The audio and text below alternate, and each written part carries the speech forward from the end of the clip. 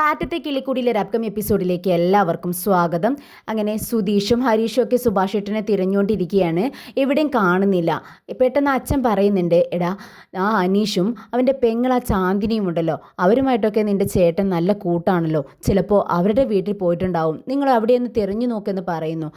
സുധീഷ് അതിനെ എതിർക്കുന്നുണ്ട്. അവിടെയൊന്നും പോവത്തില്ല, ചേട്ടാ അങ്ങനെ ചെയ്യത്തില്ല എന്നൊക്കെ പറയുകയാണെങ്കിലും പെട്ടെന്ന് സുധീഷിനൊരു ഡൗട്ട് തോന്നുവാണ്. അല്ല, ഇനി ചിലപ്പോൾ അവിടെ ഉണ്ടായിരിക്കുമോ, ഒന്ന് ചെന്ന് അന്വേഷിക്കാമെന്ന് വിചാരിച്ച് രാത്രി തന്നെ സുധീഷ് ബൈക്ക് എടുത്തുകൊണ്ട് അനീഷിൻ്റെ വീട്ടിലെത്തുകയാണ്. അനീഷിൻ്റെ വീട്ടിലെത്തിയതും സുധീഷ് എൻ്റെ ചേട്ടൻ ഇവിടെ ഉണ്ടോ എന്ന് ചോദിക്കുന്നതിന് മുന്നേ തന്നെ അകത്തു നിന്നും ചേട്ടൻ്റെ സൗണ്ട് കേൾക്കുകയാണ്. സുധീഷ് പെട്ടെന്ന് അകത്തേക്ക് ഓടുന്നുണ്ട്. ഉമ്മറത്തു നിന്ന് തന്നെ സുധീഷ് ചേട്ടനെ കാണുന്നുണ്ട്. കരഞ്ഞുകൊണ്ട് സുധീഷ് അവിടെ തന്നെ നിൽക്കുകയാണ്. പെട്ടെന്ന് സുഭാഷേട്ടൻ പറയുന്നുണ്ട്, ചാന്ദിനി, എൻ്റെ അനിയന്മാരിപ്പോൾ ഭക്ഷണം കഴിച്ചിട്ടുണ്ടാവോ? ഞാൻ ചെയ്തത് ശരി തന്നെയല്ലേ? എൻ്റെ അനിയന്മാർക്ക് വേണ്ടിയല്ലേ ഞാൻ ആ വീട്ടിൽ നിന്നും ഇറങ്ങി വന്നത്. എനിക്ക് ഈ ഭക്ഷണം വേണ്ട. അവർ ചിലപ്പോൾ എന്നെ കാണാത്തത് കൊണ്ട് തിരയായിരിക്കും, അവർ ഭക്ഷണമൊന്നും കഴിച്ചിട്ടുണ്ടാവില്ല, അതുകൊണ്ട് ഈ ഭക്ഷണം എനിക്ക് ഇറങ്ങില്ല എന്നും പറഞ്ഞുകൊണ്ട് തൻ്റെ പ്ലേറ്റ് അവിടെ താഴെ വെക്കുകയാണ്. പെട്ടെന്ന് സുധീഷ് ചേട്ടൻ്റെ അടുത്തേക്ക് ഓടി ചെല്ലുവാണ്. നിങ്ങൾ എന്താ ഈ ചെയ്തത് സുഭാഷേട്ടാ?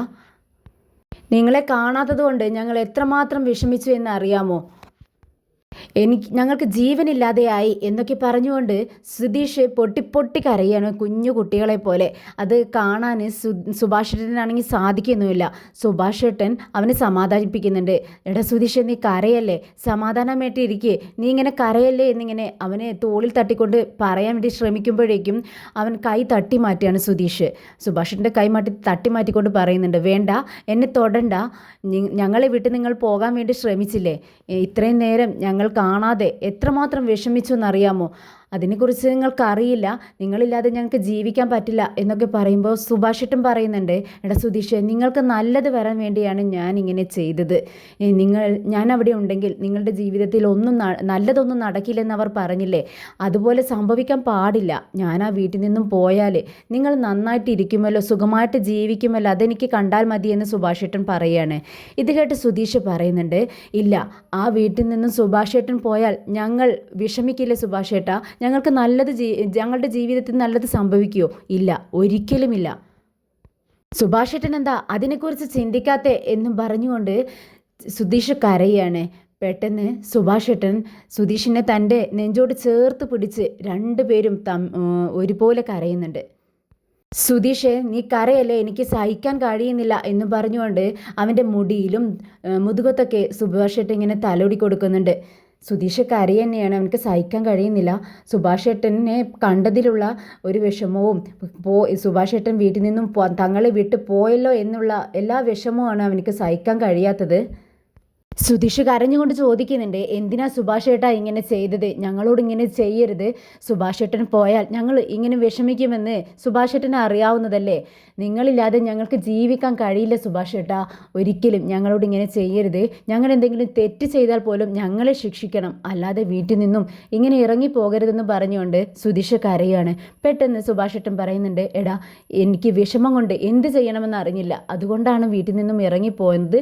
ഇനി ഒരിക്കലും ഇങ്ങനെ ഉണ്ടാവില്ല, നീ സമാധാനമായിട്ടിരിക്കുക എന്നും പറഞ്ഞുകൊണ്ട് സുധീഷിനെ സമാധാനിപ്പിക്കുന്നുണ്ട്. പെട്ടെന്ന് സുധീഷ് തൻ്റെ ഫോൺ എടുക്കുവാണ്. സുഭാഷേട്ടനെ കണ്ട വിവരം ഞാൻ വീട്ടിൽ അറിയിക്കട്ടെ, അവർക്ക് എല്ലാവർക്കും സമാധാനമാവുമല്ലോ. ആരും ഭക്ഷണം ഒന്നും കഴിച്ചിട്ടില്ല സുഭാഷേട്ട, എല്ലാവരും വിഷമത്തോടെ ഇരിക്കുകയാണെന്ന് പറഞ്ഞുകൊണ്ട് പെട്ടെന്ന് ഫോൺ എടുക്കുകയാണ്. സുധീഷ് ഒരു കൈ കൊണ്ട് ചേട്ടൻ്റെ കയ്യിൽ ഇങ്ങനെ ഇറുകെ പിടിച്ചിട്ടുണ്ട്, മറ്റേ കൈ കൊണ്ട് ഫോൺ എടുത്ത് നിധിയെ വിളിക്കുകയാണ്. നിധി പെട്ടെന്ന് ഫോൺ എടുക്കുന്നുണ്ട്. സുധീഷിനാണെന്ന് കണ്ടതും സുധീഷ് ചേട്ടനെ കണ്ടോ എന്നാണ് ചോദിക്കുന്നത്. ആ കണ്ടു നിധി, ചേട്ടനെ കണ്ടുപിടിച്ചു എന്ന് സന്തോഷത്തോടെ സുധീഷ് പറയുകയാണ്. ഇത് കേട്ട് നിധിയാണെങ്കിൽ കരയുവാണ് സന്തോഷം കൊണ്ട്. കണ്ടുപിടിച്ചോ, ചേട്ടനെ കിട്ടിയോ, എവിടെ സുധീഷ് എന്ന് ചോദിക്കുകയാണ്. ഞങ്ങൾ അങ്ങോട്ടേക്ക് വരികയാണ് നിധി എന്ന് പറഞ്ഞുകൊണ്ട് ഫോൺ കട്ട് ചെയ്യുന്നുണ്ട്. എന്നാൽ ഫോണിലൂടെ നിധിയുടെ കരച്ചിൽ കേട്ട് സുഭാഷേട്ടൻ ചോദിക്കുന്നുണ്ട്, എടാ സുധീഷ്, നിധി മോള് കരയുവാണല്ലോ എന്ന് പറയുമ്പോൾ, ഓ കരയ തന്നെയാണ്, എങ്ങനെ ഈ കരച്ചിലുണ്ടായതെന്ന് അറിയാമോ? സുഭാഷേട്ടൻ തന്നെയാണ് ഇതെല്ലാം വരുത്തി വെച്ചത് എന്ന് പറയുന്നുണ്ട്. പെട്ടെന്ന് നമ്മുടെ ചാന്ദിനി ചപ്പാത്തി ഉണ്ടാക്കിക്കൊണ്ടിരിക്കുന്നത് നമ്മുടെ സുധീഷ് ശ്രദ്ധിച്ചു.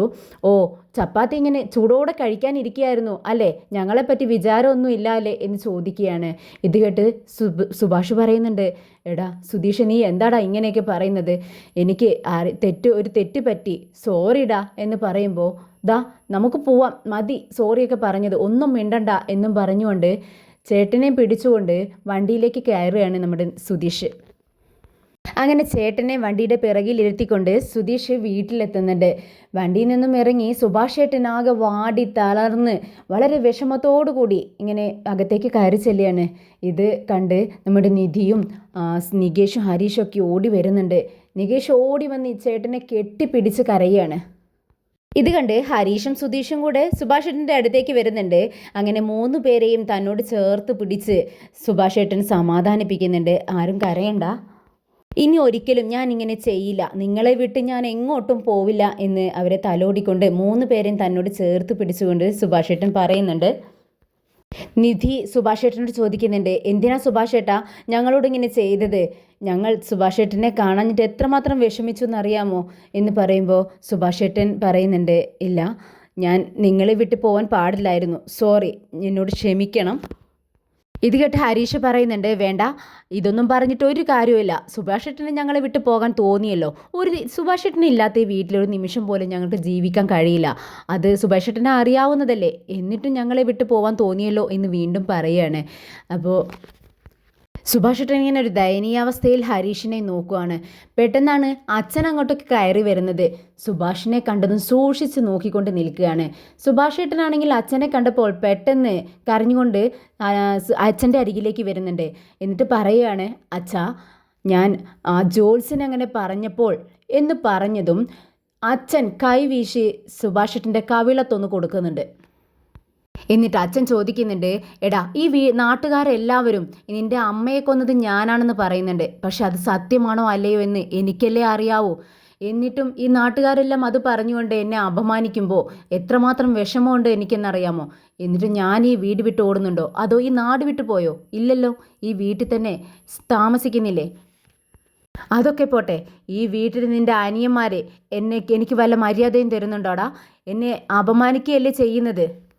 അങ്ങനെ ഈ നാട്ടുകാരും ഈ വീട്ടിലുള്ളവരും എന്നെ അപമാനിക്കുകയും എന്നെ വിഷമിപ്പിക്കുകയും ഒക്കെ ചെയ്തിട്ടും ഞാൻ അതെല്ലാം സഹിച്ച് ഈ വീട്ടിൽ ജീവിക്കുന്നുണ്ട്, അല്ലാതെ ഞാൻ ഈ വീട് വിട്ടോ ഈ നാട് വിട്ടോ പോയിട്ടില്ലല്ലോ. എടാ, നാട്ടുകാരും വീട്ടുകാരൊക്കെ എന്തെങ്കിലുമൊക്കെ പറയുമെടാ, പക്ഷേ നമ്മൾ ശരിയാണോ എന്നുള്ളത് നമ്മൾ തന്നെ സ്വയം അറിഞ്ഞിരിക്കണം. അങ്ങനെയാണെങ്കിൽ നമ്മൾ ആരെയും പേടിക്കേണ്ട ആവശ്യമില്ല. നീ ഒരു ജോത്സ്യൻ എന്തോന്ന് പറഞ്ഞെന്നും വെച്ച് ഈ വീട് വിട്ട് പോയല്ലോടാ. വീട് വിട്ടു പോകാൻ പറ്റിയൊരു പ്രായം എന്നും പറഞ്ഞുകൊണ്ട് അച്ഛൻ പുറത്തേക്ക് ഇറങ്ങി പോകുന്നുണ്ട്. സുഭാഷ് ഏട്ടൻ അങ്ങനെ തന്നെ മിണ്ടാതെ നിൽക്കുകയാണ്. സുധീഷ് സുഭാഷ് ഏട്ടൻ്റെ അരികിൽ വന്ന് ചേട്ടൻ്റെ കവിളിൽ തലോടുകയാണ്. എന്നിട്ട് ചോദിക്കുന്നുണ്ട്, ചേട്ടാ വേദനിച്ചോ? സുഭാഷ് ഏട്ടൻ ഒന്നും മിണ്ടാതെ സുധീഷിൻ്റെ മുഖത്തേക്കൊന്ന് നോക്കുന്നുണ്ട്. അപ്പോൾ സുധീഷ് പറയുന്നുണ്ട്, ഞങ്ങളെല്ലാവരും ചേട്ടൻ്റെ അനിയന്മാരായി പോയി, അല്ലെങ്കിൽ അച്ഛൻ തന്നതുപോലെ ഇതുപോലെ ഒരടി ഞങ്ങളുടെ കയ്യിൽ നിന്നും കിട്ടിയേനെ, ചേട്ടനിത് അത്യാവശ്യമാണ് എന്നും പറഞ്ഞുകൊണ്ട് ചേട്ടനെ അവിടെ പിടിച്ചിരുത്തുകയാണ്. നിധി പെട്ടെന്ന് കിച്ചണിലേക്ക് പോകുന്നുണ്ട്. നിധി പെട്ടെന്ന് തന്നെ എല്ലാവർക്കുമുള്ള വെള്ളം എടുത്തുകൊണ്ട് വരുന്നുണ്ട്. എല്ലാവരും വളരെ ആർത്തിയോടെ എന്ന് പറയുന്ന പോലെ കുടിക്കുന്നത് കാണുകയാണ് സുഭാഷ് ഏട്ടൻ. അത് കണ്ട് എല്ലാവരുടെ മുഖത്തേക്ക് ഇങ്ങനെ പകപ്പോടുകൂടി നോക്കുന്നുണ്ട്.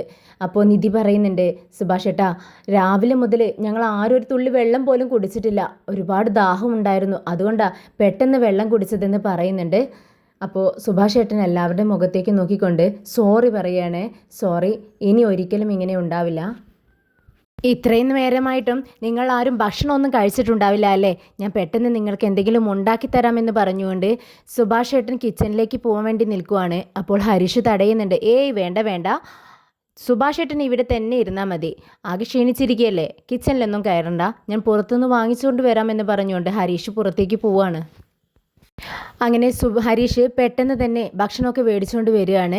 എല്ലാവരും നിലത്തിരുന്ന് ഭക്ഷണം കഴിക്കുകയാണ്. വളരെ സന്തോഷത്തോടു കൂടി തന്നെയാണ് കഴിക്കുന്നത്. നമ്മുടെ നിധി എല്ലാവർക്കും വിളമ്പി കൊടുക്കുന്നുണ്ട്. സുഭാഷ് ഏട്ടനാണെങ്കിൽ കഴിക്കാൻ മടിച്ചിരിക്കുന്നത് പോലെ അങ്ങനെ അന്തം വിട്ടിരിക്കുക കേട്ടോ. അപ്പോൾ നികേഷ് ചോദിക്കുന്നുണ്ട്, എന്താ സുഭാഷ് ഏട്ടാ കഴിക്കാത്തത്? കഴിക്കേ, ധൈര്യമായിട്ട് കഴിക്കുക സുഭാഷ് ഏട്ടാ എന്ന് പറയുകയാണ്. അപ്പോൾ നമ്മുടെ സുധീഷ് കളിയാക്കുന്നുണ്ട്, എന്താ ആ ഭായിയുടെ വീട്ടിലിരുന്നിട്ട് ആ ചാന്ദിനി ഉണ്ടാക്കി കൊടുക്കുന്ന ചപ്പാത്തി ഇങ്ങനെ കഴിക്കാൻ വേണ്ടി നോക്കുമായിരുന്നു. അന്നേരം ഞാൻ അങ്ങോട്ടേക്ക് ചെന്നത്. എന്താ അത് കഴിക്കാൻ പറ്റാത്തതിൽ വല്ല വിഷമമുണ്ടോ എന്ന് ചോദിക്കുകയാണ്. ഇത് കേട്ട് സുഭാഷ് ഏട്ടൻ പറയുന്നുണ്ട്, എടാ നീ എന്നെ കളിയാക്കൊന്നും വേണ്ട, ഞാനത് കഴിച്ചില്ലല്ലോ. നിങ്ങൾ ആരും കഴിച്ചിട്ടുണ്ടാവില്ല എന്ന് എനിക്ക് അറിയായിരുന്നു, അതുകൊണ്ട് ഞാനത് അവിടെ തന്നെ വെച്ചു. നീ അത് കണ്ടതല്ലേ എന്ന് ചോദിക്കുകയാണ്.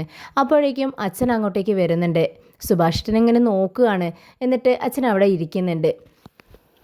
അച്ഛനും ഭക്ഷണം കഴിക്കാൻ വാ എന്ന് പറയുമ്പോൾ, നീ കഴിക്കടാ എന്നിങ്ങനെ അച്ഛൻ പറയുന്നുണ്ട്. എന്നിട്ട് സുഭാഷ് ഏട്ടൻ്റെ മുഖത്തേക്ക് തന്നെ ഇങ്ങനെ സൂക്ഷിച്ച് നോക്കിയിരിക്കുകയാണ്. അച്ഛന് യഥാർത്ഥത്തിൽ മക്കളോടൊക്കെ എല്ലാം നല്ല സ്നേഹമുണ്ട്, പ്രത്യേകിച്ച് സുഭാഷ് ഏട്ടനോട്. അപ്പോൾ നികേഷും പറയുന്നുണ്ട്, ദേ ഇങ്ങേരും നിങ്ങൾ സുഭാഷ് ഏട്ടനെ കാണാഞ്ഞിട്ട് എല്ലായിടത്തും തിരയുമായിരുന്നു എന്ന് പറയുവാണ്. അപ്പോൾ സുധീഷിനും അച്ഛനോട് കുറച്ച് സ്നേഹമൊക്കെ തോന്നുക കേട്ടോ. നിങ്ങൾ കഴിക്കുമെന്ന് പറയുന്നുണ്ട്. ഏയ് വേണ്ട എന്ന് പറയുകയാണ്. അപ്പോൾ നിധിയും നിർബന്ധിക്കുകയാണ്, ഇവിടെ ഇരുന്ന് കഴിക്കച്ച എന്ന് പറയുമ്പോൾ അച്ഛൻ അവിടെ ഇരുന്ന് കഴിക്കുകയാണ്. അങ്ങനെ അവർ വളരെ സന്തോഷത്തോടെ എല്ലാവരും ചിരിച്ചുകൊണ്ടിരുന്ന് ഓരോ വിശേഷങ്ങളൊക്കെ പറഞ്ഞുകൊണ്ട് ഭക്ഷണം കഴിക്കുന്നുണ്ട്. അങ്ങനെ പിറ്റേന്ന് രാവിലെ നികേഷ് ഇങ്ങനെ എഴുന്നേറ്റ് വരികയാണ്. നിധി ഹാളിൽ ഇരിക്കുന്നുണ്ട്. നിധി അടുത്ത് എവിടെ സുഭാഷ് ഏട്ടൻ എന്ന് ചോദിക്കുകയാണ്. അപ്പോൾ അതാ ഞാനിവിടെ തന്നെ ഉണ്ടടാ എന്നിങ്ങനെ പറഞ്ഞുകൊണ്ട് കിച്ചണിൽ നിന്നും ഇറങ്ങി വരികയാണ് സുഭാഷ് ഏട്ടൻ. അപ്പോൾ നികേഷ് പറയുന്നുണ്ട്, ദേ ഞാൻ വിചാരിച്ചു സുഭാഷ് ഏട്ടൻ ഇവിടെ ഇല്ലേന്ന്. അപ്പോൾ സുഭാഷ് പറയുന്നുണ്ട്, അതെന്താടാ നീ അങ്ങനെ പറയുന്നത്? എനിക്കറിയാം, ഇന്നലെ രാത്രി നീ ഉറങ്ങിയിട്ടില്ലല്ലോ, ഞാൻ എഴുന്നേറ്റ് പോകുന്നുണ്ടോ എന്ന് നോക്കിക്കൊണ്ട് കിടക്കുമായിരുന്നില്ലേ എന്ന് ചോദിക്കുകയാണ്. ഇത് കേട്ട് നികേഷ് പറയുന്നുണ്ട്, ഞാൻ മാത്രമല്ല ഏട്ടാ, ഇന്നലെ ആരും ഉറങ്ങിയിട്ടില്ല, സുഭാഷ് ഏട്ടനും പോയാലോ എന്ന് വിചാരിച്ച് തന്നെ ഞങ്ങൾ നോക്കിയിരിക്കുകയായിരുന്നു എന്ന് പറയുമ്പോൾ സുഭാഷ് ഏട്ടൻ പറയുന്നുണ്ട്, ഇല്ലടാ, ഇനി നിങ്ങളെ ആരും ഞാൻ വിഷമിപ്പിക്കില്ല. ഞാൻ പോയാൽ നിങ്ങൾ ഇത്രത്തോളം വിഷമിക്കുമെന്ന് എനിക്ക് അറിയില്ലായിരുന്നു. ഇപ്പോൾ എനിക്കത് ആലോചിക്കുമ്പോൾ കുറ്റബോധം തോന്നുന്നുണ്ട്. പക്ഷേ ആ ജ്യോത്സ്യൻ പറഞ്ഞ വാക്കുകളുണ്ടല്ലോ, അത് ഇപ്പോഴും എൻ്റെ മനസ്സിൽ നിന്നും പോകുന്നില്ല എന്ന് പറയുകയാണ്. ഇത് കേട്ടാണ് ഹരീഷും സുധീഷും അങ്ങോട്ടേക്ക് വരുന്നത്. അതോർത്താണോ സുഭാഷ് ഏട്ടൻ വിഷമിക്കുന്നത്? ഇന്നെന്തായാലും അതിനൊരു തീർപ്പുണ്ടാക്കുന്നുണ്ട്. ഞങ്ങളൊരു 4 ജ്യോത്സ്യരെ ഇങ്ങോട്ടേക്ക് കൊണ്ടുവരും. അവരെന്താ പറയുന്നതെന്ന് നോക്കാം.